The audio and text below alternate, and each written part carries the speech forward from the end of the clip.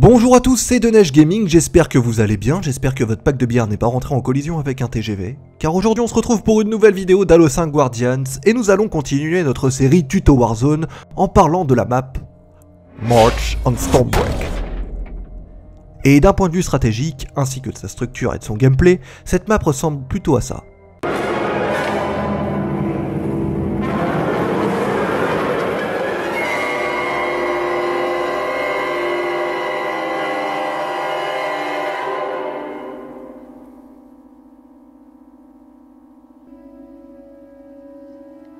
Tony, I'm scared.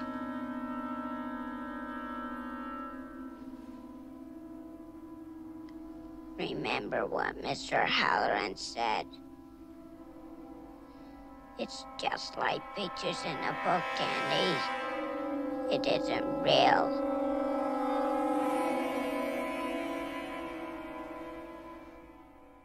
Vous l'avez bien compris, cette map est comme un immense couloir. Hormis le fait de tenter de contourner l'ennemi par le tunnel, il n'y a presque aucune autre option pour contourner l'ennemi à pied, à moins d'utiliser un camouflage. C'est plutôt bien en général, car cette map proposera le plus souvent des combats frontaux comparés aux autres maps. Et comme d'habitude, nous allons analyser cette map en parlant des starts, des véhicules et des boss. Donc on se lance directement sans plus attendre pour ce premier chapitre qui est donc les starts. Vous l'aurez bien compris. Tout d'abord, et comme dans toutes les maps, faites vite pour libérer votre générateur et si possible ramassez des grenades à dispersion sur les soldats prométhéens morts. Petite mention spéciale pour les joueurs qui jouent côté rouge, la porte est complètement buggée et vous pouvez directement sortir de votre générateur sans avoir besoin de tuer les soldats ennemis à l'intérieur. Au final, ça ne fait gagner que quelques secondes pour les rouges, mais ces quelques secondes peuvent leur donner un avantage, notamment s'ils jouent ensemble et sont un minimum organisés. Pour ça, merci 343. Bref. Une fois votre générateur libéré, rendez-vous directement pour ce premier start à l'assaut de votre armurerie. Tuez les prométhéens et commencez la capture. Restez toutefois en haut de l'armurerie afin de prévoir si des ennemis tenteront directement de venir attaquer votre armurerie par le tunnel majoritairement. Le fait de capturer cette base et de ne pas foncer directement dans la forteresse peut vous être favorable. En effet, si vous avez capturé votre armurerie et par la capturer, je veux dire en obtenir la médaille, vous monterez en rec plus rapidement. Ce qui est sûr, c'est que vous allez être en réquisition de niveau 2, voire 3 si vous avez tué suffisamment de prométhéens avant. Vous avez directement accès à votre station de rec, et personnellement, j'utilise de plus en plus la carabine qui est seulement de rec 2. Et elle est très utile en début de game. Elle possède bien plus d'avantages qu'un Magnum, car elle a un plus grand chargeur, une plus grande portée et une cadence de tir plus rapide. Après vous pouvez très bien prendre une autre arme en rec 2, ou même pas en prendre du tout, tout dépend de votre gameplay. Mais bon, on risque de me répéter, une bonne arme en rec 2 vous donnera toujours un petit plus pour aller à l'assaut de la forteresse. Et parlons-en de la forteresse, parce que c'est le deuxième start. Un bon conseil, si vous jouez seul, n'y allez pas directement. À moins que tous vos alliés foncent dedans, dans ce cas-là, allez-y. La forteresse est selon moi la structure la plus compliquée à capturer de toutes les bases en Warzone, et surtout sur Stormbreak. Car non seulement il y a plein d'IA dedans, mais en plus de ça, il y a un boss prométhéen qui a planté sa tente au bout. Donc un seul mot d'ordre, faites vite pour le tuer. Si c'est un soldat prométhéen, ça va. Un seul coup dans le dos ou l'écraser avec un Warthog en début de game, et l'affaire est réglée. Mais si c'est un chevalier, allez-y un maximum dessus pour le descendre rapidement et entamer la capture. Mais même si vous avez fait votre maximum et étiez le plus rapide possible, les ennemis vont forcément arriver. Et pas qu'avec des bouquets de fleurs. Cette base est ultra importante. Car comme je l'ai dit au début, hormis le tunnel, cette map est un couloir et mieux vaut que ce soit vous qui ayez la forto. Car dans le cas contraire, c'est comme si vous avez un énorme éléphant au milieu d'un couloir qui vous chierait dessus une palanquée de Spartans surarmés, de scorpions, d'apparitions, de mantis et autres véhicules terrestres, car inutile de vous le rappeler, mais la forteresse dispose de sa propre sortie de véhicules. Et pour bien capturer cette base, ouvrez vos yeux, surtout sur l'écran et sur votre radar, et soyez réactifs, mais surtout restez en vie le plus longtemps possible pour maintenir la capture et attendre que les renforts reviennent. Si vous voyez que vous êtes le seul restant, faites-vous le plus petit possible et planquez-vous comme je l'ai expliqué sur le tuto numéro 1 sur Darkstar. Si vous êtes mort et que vous êtes en rec 3, ramenez-vous avec un ghost, ou si l'ennemi en a déjà un à l'intérieur, je le répète encore et encore et encore, je le répète encore, prenez cette CR des égarés, nom de Dieu. Elle est juste de rec 3 et elle est juste parfaite contre les ghosts et Warthog, et bien peu de joueurs l'utilisent, et c'est tant mieux car c'est le moment de créer l'effet de surprise.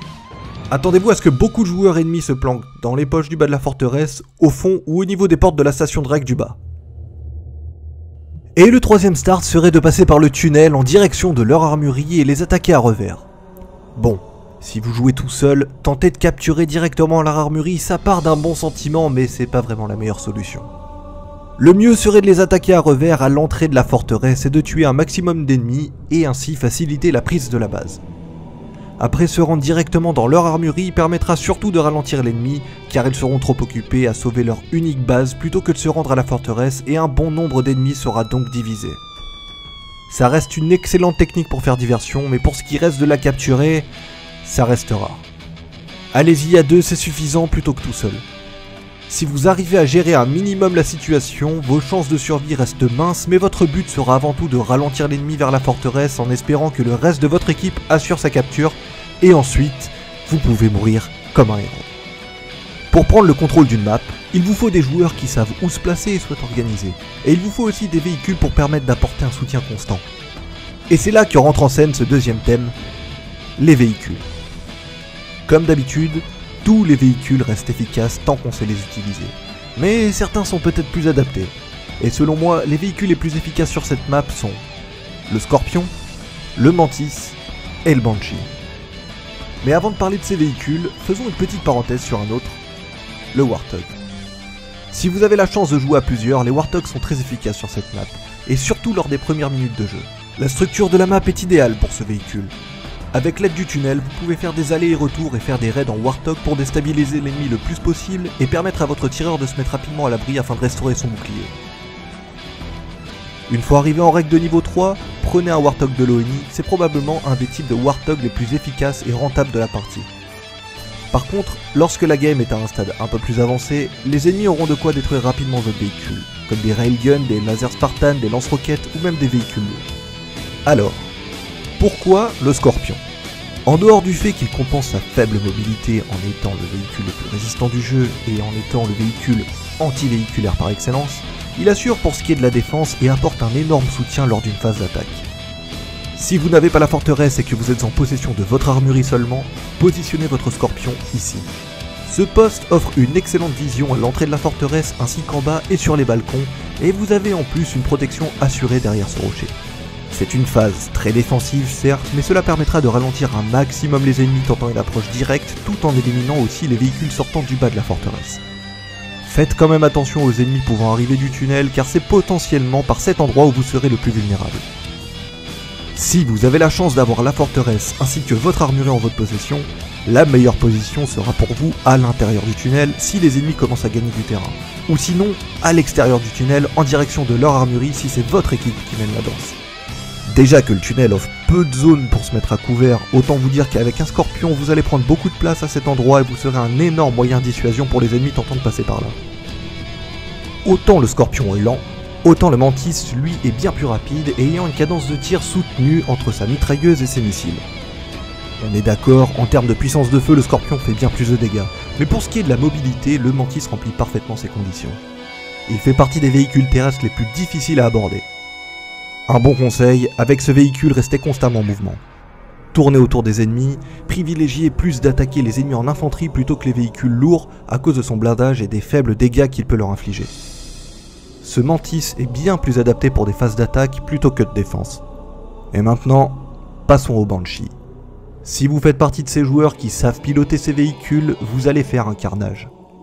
Vous êtes ultra mobile, vous pouvez vous rendre partout, faire des allers et retours d'un bout à l'autre de la map histoire de voir si les ennemis ne vous capturent pas une des armureries dans le dos. Et si vous savez bien viser, vous serez le véhicule le plus problématique pour l'équipe adverse. Il n'y a rien de pire que de subir un assaut aérien et surtout sur Stormbreak, car entre le dessus de la forteresse, les divers reliefs et falaises, vous pouvez rapidement vous mettre à l'abri et recharger le bouclier de votre véhicule.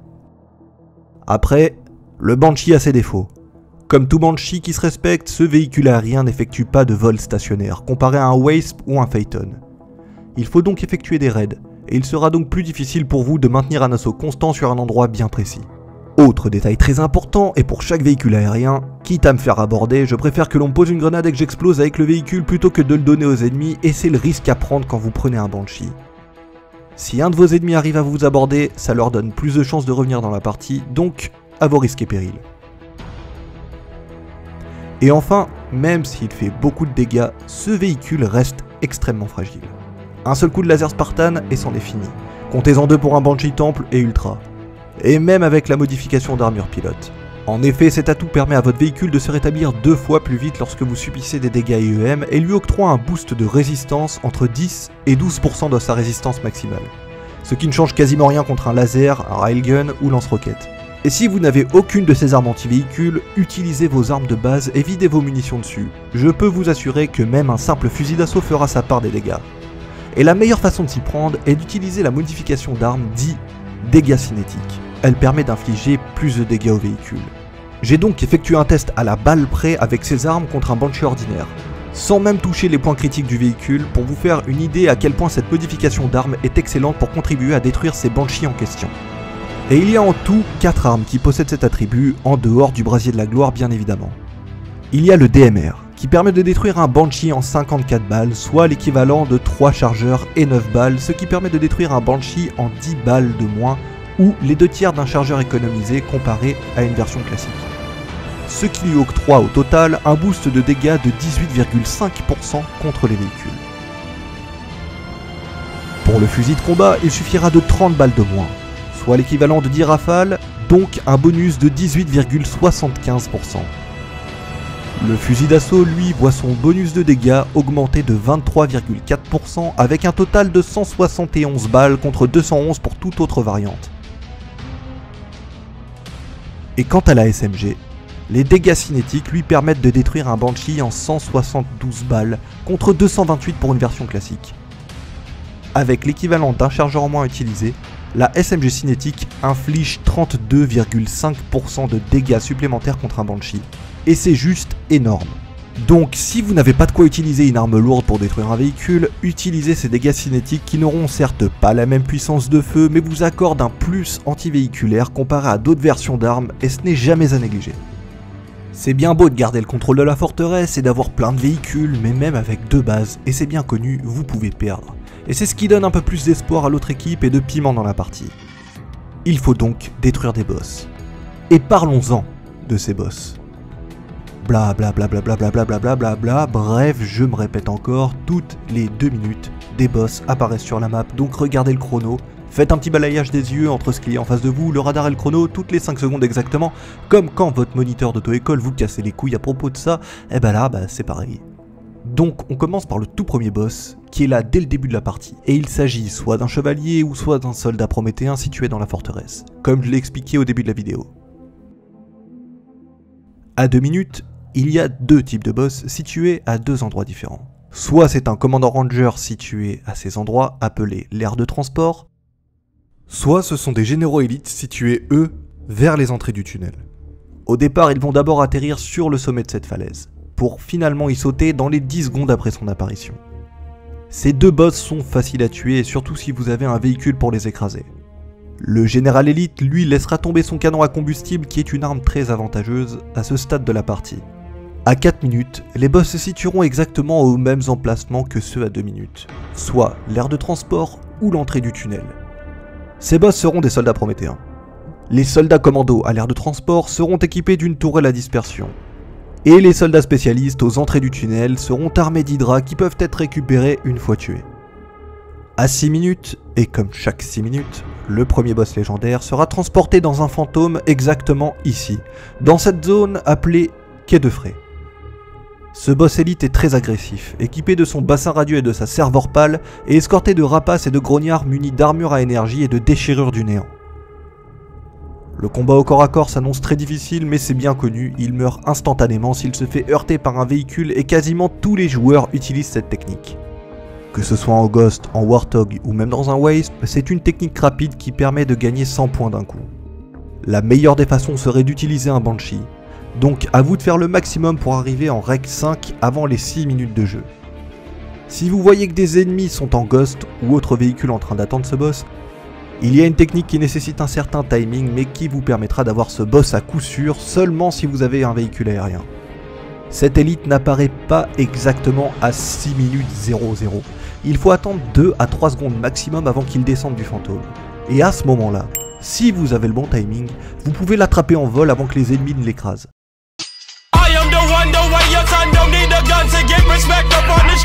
À 8 minutes maintenant, un élite en ghost apparaîtra dans le tunnel et des rapaces en carabine seront avec lui également. Si vous êtes à pied, avant de vous en prendre au boss, tuez les rapaces, car ils sont très précis et vous feront beaucoup de dégâts.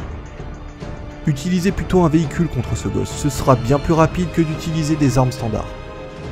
Le boss de 10 minutes maintenant sera un chevalier prométhéen situé au quai de Fray, au même endroit que le premier boss légendaire. Si vous ou votre équipe possédez un véhicule aérien, c'est la meilleure façon d'en venir à bout. Mais faites tout de même très attention à son canon incendiaire. Sinon, si vous êtes à pied, c'est le grand classique contre les chevaliers, focalisez-vous d'abord sur ses points faibles et détruisez les orbes situés sous leurs épaules afin de dévoiler son orbe central et ainsi le tuer instantanément en frappant ce dernier dans le dos. Prenez d'abord le temps de tuer les sentinelles, soldats et rampants qu'ils protègent. Je pense maintenant que vous avez bien compris qu'à 12 minutes viendra le second boss légendaire. Et ce sera le commandant Lochagos. Et oui, encore un chevalier prométhéen, mais celui-ci est bien plus résistant. La meilleure des solutions serait d'utiliser un véhicule. Et selon moi, le meilleur serait d'utiliser une apparition temple pour sa cadence de tir élevée. Avant de l'attaquer, tuez les autres chevaliers qui l'escortent car ils vous feront beaucoup de dégâts et ce serait très con de mourir juste avant d'avoir terminé le boss pour se le faire voler par l'ennemi. Pendant que vous attaquez ce boss, vous serez aussi vulnérable aux ennemis qui vous tirent dessus. Le top serait d'être bien synchronisé et d'avoir un allié qui vous couvre avec un scorpion, histoire de bien sécuriser l'entrée du tunnel. À 14 minutes, la bataille se déroulera dans le ciel car ce boss sera un éclaireur Banshee. Un bon conseil, encore une fois, tuez-les rapidement, même les deux autres Banshees qui l'accompagnent. Ce sont bien les types de boss qui vous feront le plus chier. Ils se baladent un peu partout sur la map et on a tendance à les oublier en préférant se concentrer sur les ennemis qui vous font face. Mais au moment où vous vous sentez à l'abri et en ayant une bonne position à couvert, ces Banshees vous dégomment en une seconde ou deux et repartent ensuite faire leur petite ronde tranquillement. Et c'est bizarre, mais dès qu'ils décident de vous tirer dessus, ils s'acharnent littéralement sur vous. Avouez que ce genre de scénario vous est déjà arrivé, et pas qu'une fois.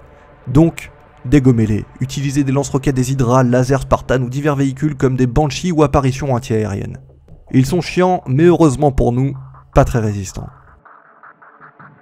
16 minutes maintenant, les chasseurs serpents situés aux aires de transport. Toujours en duo, ces boss bien que très résistants offrent un total de 100 points si vous parvenez à tous les tuer. Et à 16 minutes de jeu, si vous êtes dans une partie où le score reste serré, si vous n'avez pas l'avantage des bases, éliminer ces boss vous permettront de faire la différence et de revenir dans la partie. En fonction de la position où se trouvent ces boss, si vous êtes à pied et tout seul, c'est comme vous jeter dans une fosse au lion. Non, franchement, à 16 minutes, vous devriez être suffisamment avancé pour utiliser des véhicules ou armes lourdes suffisamment puissants pour les détruire rapidement. Si vous voulez gagner du temps, il n'y a pas de secret.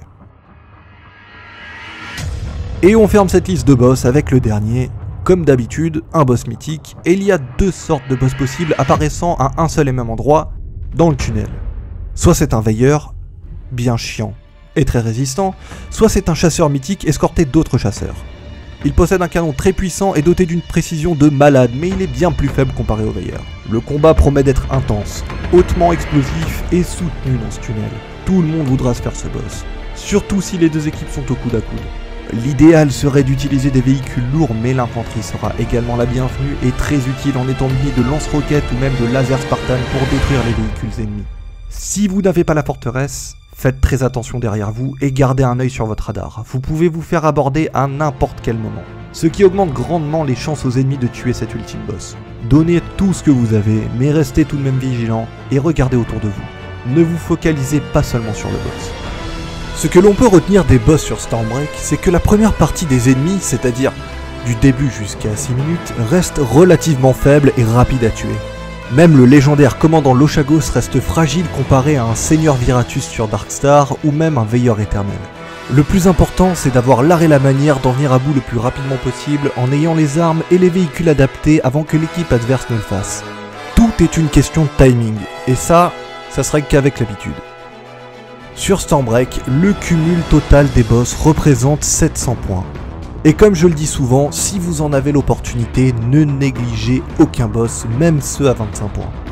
Il m'est arrivé bien plus d'une fois de gagner une partie in extremis avec un écart de points si faible que parfois même un seul et unique boss à 25 points peut déterminer toute une partie. Et voilà, ce tuto Warzone sur Stormbreak touche maintenant à sa fin. N'hésitez pas à me faire part de vos réactions et de vos suggestions dans les commentaires et surtout j'espère que cette vidéo vous a plu et vous aura apporté quelques conseils. Mais non, soyez pas tristes les gars, je sais, c'est très dur de se séparer d'une vidéo, mais je vais en faire d'autres, vous inquiétez pas, je vais revenir et vous pouvez pleurer aussi les gars, hein, ça reste humain de pleurer, c'est normal.